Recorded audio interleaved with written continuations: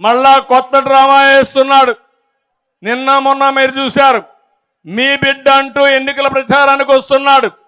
మీరు ఒకటే చెప్పాలి, నువ్వు మా బిడ్డ కాదు, రాష్ట్రానికి పట్టిన క్యాన్సర్ గడ్డ, మిమ్మల్ని వదిలించుకుంటామని చెప్పాలి.